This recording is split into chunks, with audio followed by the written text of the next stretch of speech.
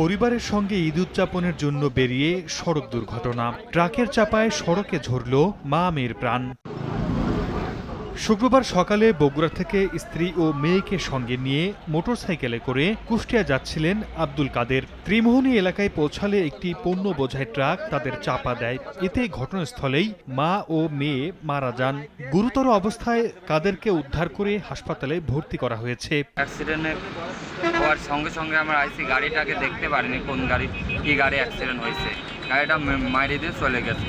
পরে ওনারা পিছে পড়ে যায়। ছেলে আর ছেলের মা হচ্ছে এখান থেকে এইটুকান নাই, গাড়ির চাপা দিয়ে তাদের দুজনকে চলে গেছে। আর উনি যে পুরুষ লোকটা উনি হচ্ছে বসে কাঁদতেছিল। পরে এখানকার স্থানীয় লোকজন তাকে হসপিটালে পাঠাইছে। গাজীপুরের হোতাপাড়া এলাকায় ট্রাক ও পিকআপের মুখোমুখি সংঘর্ষে ঘটনাস্থলেই পিকআপ ভ্যান চালক ও তার সহকারী নিহত হয়েছেন। এদিকে রাজধানীর বনানীতে গার্মেন্টস শ্রমিকদের বহনকারী একটি বাস নিয়ন্ত্রণ হারিয়ে রাস্তায় উল্টে যায়।